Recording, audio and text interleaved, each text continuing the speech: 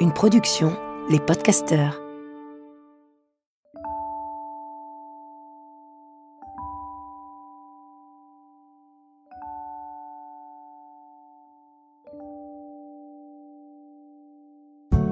Bonjour. Oui, bonjour. Vous savez, je suis toujours Marie-Robert. Depuis maintenant plus de 2 ans, j'ai une proposition à vous faire. Et si la philosophie devenait sexy ? Et si elle cessait d'être abstraite pour venir éclairer nos jours comme nos nuits ? Et si elle quittait l'espace confiné des bibliothèques et qu'elle venait se faufiler dans notre quotidien ? Fini les dissertations et les mauvais souvenirs de terminale. Ici, on change de ton. La philosophie n'est pas une méthode à suivre, elle est un pas de côté. Elle nous permet de prendre du recul sur les gens, sur les choses, et aussi sur tout ce qui nous submerge. Soudain, par la magie des mots et du raisonnement, on aborde les événements de la vie autrement. Et on parvient même à trouver du confort dans des zones d'inconfort. Bref, on apprend à se faire du bien. C'est pourquoi durant ces quelques minutes en votre compagnie, je n'ai pas d'autre ambition que d'arrêter les compteurs et de partager une bulle de respiration. Laissons-nous inspirer et faisons ensemble notre désormais traditionnel petit pas de côté.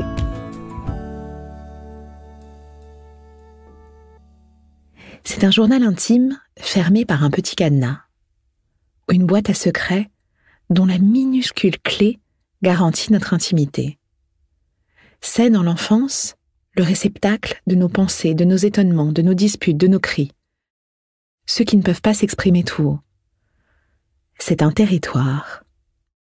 Vous l'avez sans doute compris, le thème du jour est le secret. Et cette notion est une étrange affaire que je vous propose d'explorer sans plus tarder. Le secret prend souvent la forme d'un murmure, d'un inavouable, comme un souffle, rangé là, juste là, flirtant avec le lobe frontal.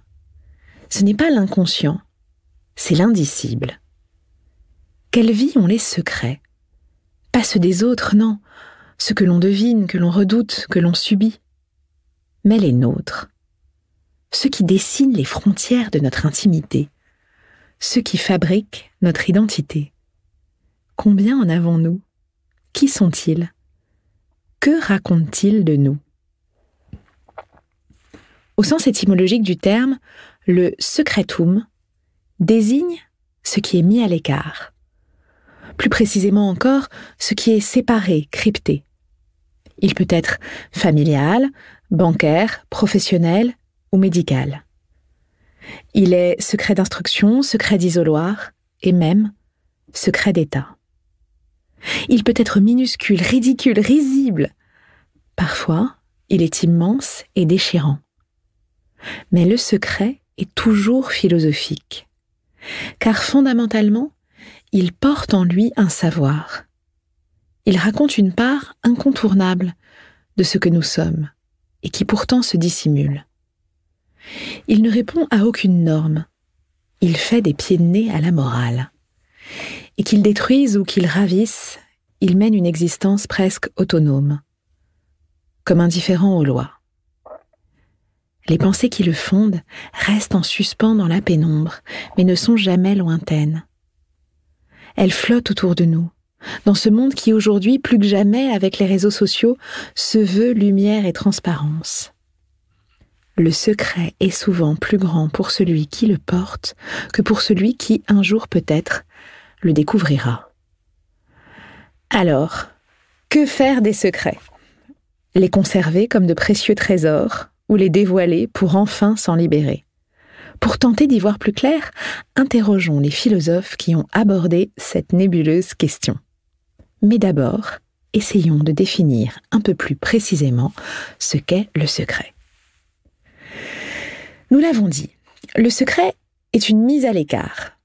C'est une information ou un savoir que l'on cache délibérément. Le mot secret désignait autrefois un compartiment caché dans un meuble de type secrétaire. Mais le terme désigne aussi la procédure nécessaire pour l'ouvrir, comme la combinaison d'un coffre-fort. L'expression « code secret » pour désigner un mot de passe ou un code PIN sur notre téléphone conservent d'ailleurs ce sens. Mettre au secret une personne, un prisonnier, c'est le séparer des autres, de sorte qu'il ne puisse pas communiquer. Les domaines de la stéganographie et la cryptographie collaborent dans la transmission de messages secrets. La première, en dissimulant le message dans un flux anodin. La seconde, en rendant le message incompréhensible pour qui n'en a pas la clé. Car le secret, rappelons-le, perd tout son sens lorsqu'il est connu de tous. Il ne doit pas être visible, mais il doit être palpable. Car la différence entre le secret et le mystère est que le mystère semble être ce qu'on n'éclaircira jamais. À l'inverse, le secret est quelque chose que l'on peut percer, quelque chose que quelqu'un connaît et qui peut être communiqué, tandis que le mystère, lui, est insondable. Le secret se promène entre connaissance et ignorance, entre savoir et silence. Vladimir Yankelevitch, dans Debussy et le mystère de l'instant, déclare « Il y a le mystère et il y a le secret ». Le secret est quelque chose de construit. Il est le résultat de barrières, de devinettes, d'un nuage obscur qui peut être éclairci. Le mystère, lui, est un nuage épais, mais qui demeure. Il n'est pas une construction, car il n'a pas vocation à être déconstruit ou découvert. Voilà qu'à peine défini, le secret montre l'ampleur de sa complexité et de son paradoxe. Il est dissimulé, mais découvrable. Il est caché, mais bien présent. Nous voilà bien. Mais alors, dans notre quotidien, où est-il ce secret ? Où est notre coffre-fort ? Est-il seulement dans nos pensées ? Ce qui est troublant, avouons-le, c'est que tout le monde a des secrets. Le secret est la marque même de l'humain, comme le sont la honte, la culpabilité, la pudeur, toutes ces sources de secrets. Dans un précieux article nommé « Ce que secrète un secret », l'écrivain Philippe Grimbert, auteur d'un livre judicieusement nommé « Un secret », écrit ceci. Il est aussi strictement du côté de l'humain parce qu'il est la conséquence même du langage et du fait qu'on parle. Le secret est tributaire de la parole. Pour parler en termes lacaniens, c'est la nature même du signifiant, de secréter la polysémie et d'être générateur de secrets, au point que l'on s'échappe à soi-même, au point que l'on ne sait pas ce qu'on dit. Philippe Grimbert, reprenant le psychiatre Jacques Lacan, met en avant une dimension particulière du langage. Le tout dire est par essence impossible. Lorsqu'on parle, même si on est très clair, quelque chose va toujours se faufiler dans les dessous de nos mots. Nos implicites, nos formulations maladroites, incomplètes, notre manque de vocabulaire, notre pudeur, notre manque de temps, bref, nos paroles, même lorsqu'on les juge sincères, même lorsqu'elles visent la transparence, sont porteuses de secrets.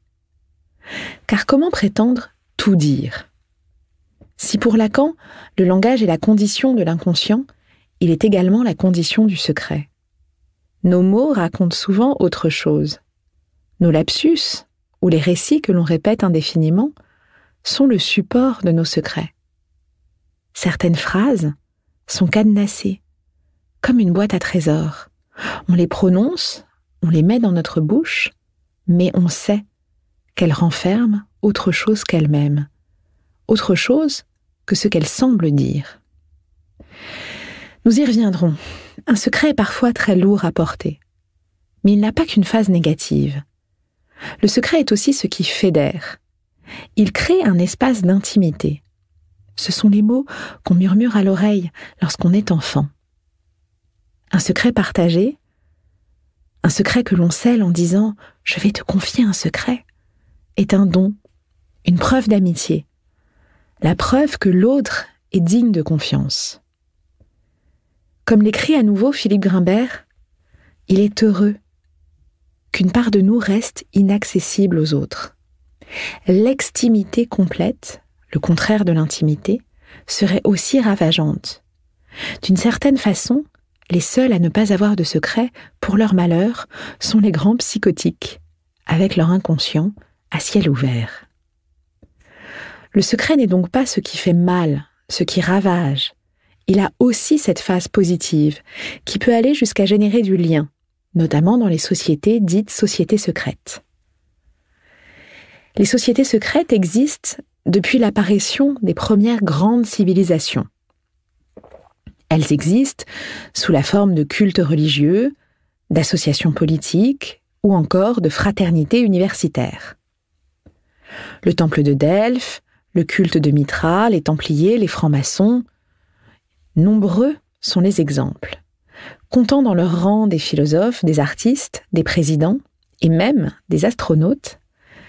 Les membres mènent généralement leurs affaires en privé, cachant leurs activités et parfois leur identité au public. Certains utilisent des poignées de main et des symboles secrets, tandis que d'autres portent des vêtements ou des objets codés. Certaines sociétés secrètes renversèrent des dirigeants, remodelèrent des nations, influencèrent des écrivains et des artistes, et changèrent la façon dont les humains pensaient à Dieu. Évidemment, il en existe encore de nombreuses de nos jours. Je pourrais vous citer de nombreux exemples de sociétés secrètes, mais je vous propose d'observer l'une des plus anciennes, celle du culte de Mithra. Les mystères mithriaques sont une société secrète qui se développa au 1er siècle de notre ère dans tout l'Empire romain, en grande partie grâce à sa popularité auprès des troupes romaines. S'inspirant d'une divinité indienne et perse, connue sous le nom de Mithra, censée être née d'un rocher. Dépeint comme une sorte de dieu sauveur, Mithra était souvent représenté en train d'abattre un taureau sacrificiel ou de partager un banquet avec Sol, le dieu du soleil.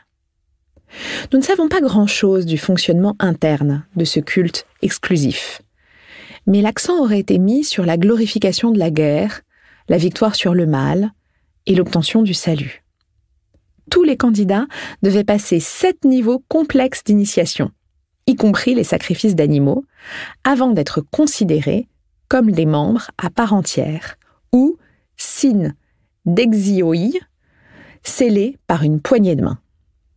Jusqu'à 30 fidèles se réunissaient dans un espace caverneux, appelé le Mitraeum. Les archéologues découvrirent plus de 45 Mitraeum, sur au moins 680 dans la seule ville de Rome, pour partager un repas de pain et de vin et mener des cérémonies secrètes devant une effigie du dieu tuant un taureau. À son apogée, le culte représenta un défi majeur pour une autre religion en plein essor, le christianisme.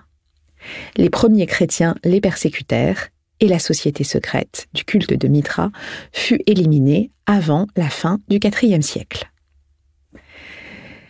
Les sociétés secrètes sont un bon exemple pour observer l'intérêt du secret. C'est une manière singulière de se relier, de délimiter un espace qui nous est propre. Mais attention, car comme le psychiatre Serge Tisseron l'explique, si l'on peut être le gardien d'un secret, ce qui ne pose pas de problème psychique particulier, on peut hélas aussi en être le prisonnier, ce qui crée des ravages, et des ravages qui se répercutent de génération en génération. D'ailleurs, on peut être tour à tour dans les deux positions, prisonnier, puis gardien, avant d'accéder à une troisième, c'est-à-dire enfin libéré. Souvent, le lieu de ces secrets dont nous sommes prisonniers est la famille. C'est une question adressée par la psychologue et psychothérapeute Anne-Ancelin Schutzenberger. Son travail consiste à développer la psychogénéalogie. Pour comprendre ce qu'est cette discipline, rien de mieux que ses propres mots. La psychogénéalogie, écrit-elle, est un art et une science, une démarche qui nous permet de comprendre et d'utiliser au mieux notre héritage psychique, ou si besoin est, de le transformer.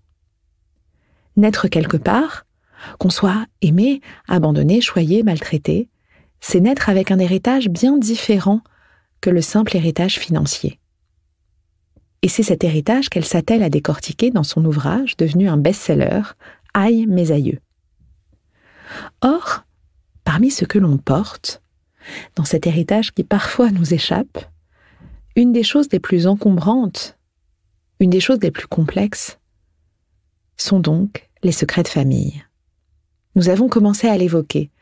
Les secrets en général, et ceux de famille en particulier, posent de multiples problèmes.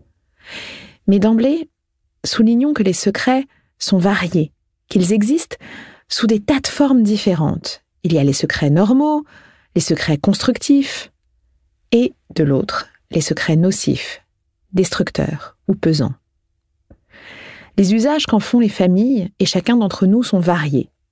On se sent libre ou écrasé sous le poids d'un secret de famille, ce dernier étant connu de manière confidentielle ou pas, voire légué par un mourant dans ses derniers instants. Il peut être invisible, perdu dans les oubliettes de la mémoire, ou renforcé par des nécessités familiales de protection et de surprotection.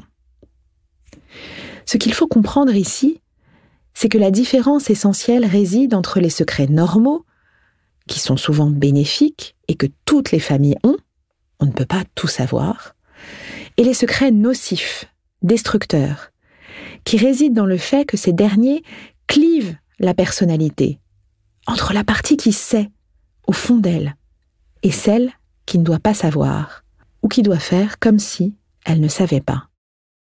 Et donc, les secrets qui font du tort. Ce clivage, ce non-dit, cette impensé, touche la personnalité des descendants.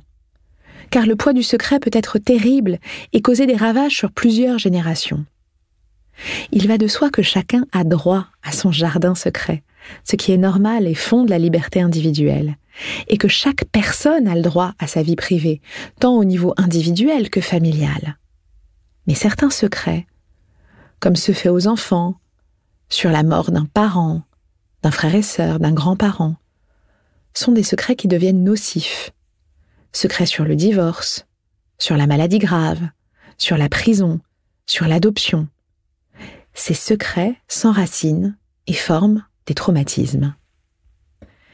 Mais attention, l'écrivain britannique George Orwell, dans son célèbre roman 1984, donne à voir le cauchemar que serait Big Brother, qui entendrait tout ce que disent et pensent les gens dans le privé. Rien n'est aussi terrible qu'une mère possessive qui veut tout savoir de ses enfants, ou voir ce que peuvent faire les parents ou les éducateurs pour le bien de leurs enfants. Les couples ont droit à leurs secrets d'alcôve, les inventeurs ont le droit et le devoir de protéger leurs recettes de fabrication. Les industries, elles aussi, ont des secrets de fabrication et tous leurs employés doivent en garder le secret. Les gens sont tenus aux secrets de fabrication et des tours de main. Dans l'artisanat, le secret peut aussi être lié au devoir de réserve dans certains métiers. Les juges, les confesseurs, la police, les administrations, les médecins y sont tenus. Tout cela est tout à fait normal.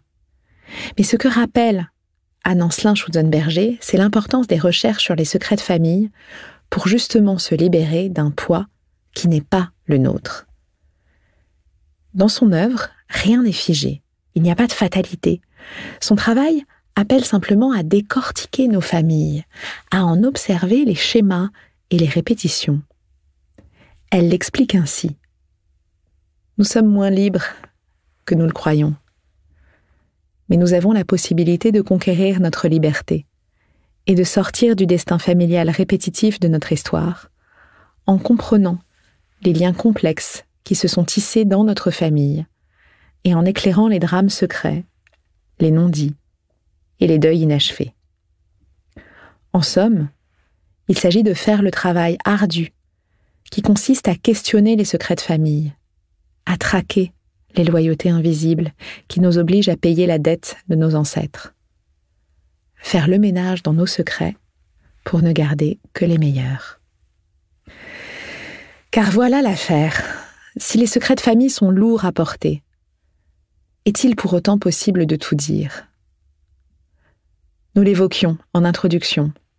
à l'heure où nos vies s'étalent sur les réseaux sociaux, où chacun se met à nu, à l'époque de Wikileaks, des théories du complot et de la transparence, avoir des secrets paraît un peu anachronique, voire même suspect. Mais pour autant, une fois libéré des secrets de famille, avoir des secrets est-il condamnable ? N'est-il pas possible de défendre cette part d'ombre en nous ? C'est la psychanalyste et philosophe Anne Dufourmontel qui prend en charge cette tâche. Disparue en 2017, elle publia il y a quelques années un essai nommé « La défense du secret ». Dans son texte, Anne Dufourmontel commence ainsi avec le secret par excellence, le secret d'Œdipe, qui, une fois dévoilé, lui est fatal. Car c'est bien quand Œdipe apprend qu'il tuera son père et épousera sa mère qu'il prend la funeste décision de partir et de commettre précisément le destin qu'il voulait fuir. C'est donc tout l'enjeu du secret. Le garder secret, justement, alors même qu'on aimerait savoir, alors même que persiste cette croyance que savoir pourrait nous délivrer, nous libérer, nous apporter une lumière, nous faire avancer. Le secret contient ainsi quelque chose qui ne demande pas à être connu, mais qui demande parfois à être protégé. Parler du secret, c'est donc de temps en temps seulement le nommer, l'avoir pour soi, sans vouloir le connaître. Mais comment faire ? Comment parler du secret sans l'éventer, ni attiser la curiosité ? Et comment faire aujourd'hui quand on promeut le savoir, la vérité ou la libération de soi par la psychanalyse, par exemple ?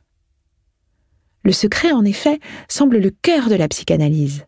Anne Dufourmontel rappelle que c'est contre la grande bourgeoisie viennoise habituée au non-dit et à la dissimulation que Freud avait élaboré ce processus de délivrance de soi par la parole, par ce travail qui pousse à tout dire. Mais n'est-ce pas suffisant de savoir qu'il y a des secrets, sans pour autant les divulguer ?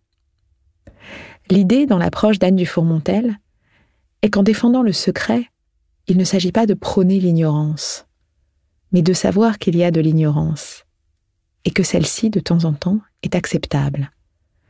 Car, et c'est la leçon de ces pages, vouloir connaître le secret n'est jamais synonyme de vérité, mais parfois de volonté de puissance, volonté de maîtrise.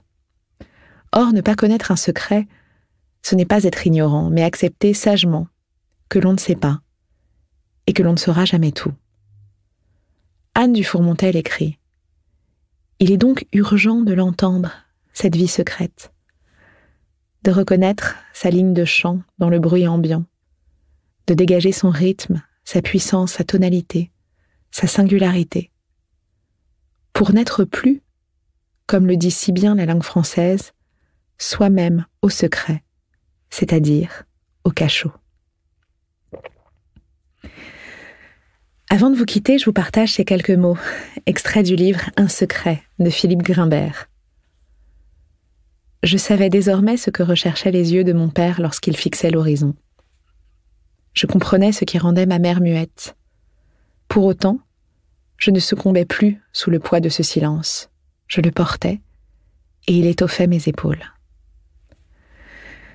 Dans l'introduction, nous nous demandions s'il fallait se libérer des secrets ou les conserver.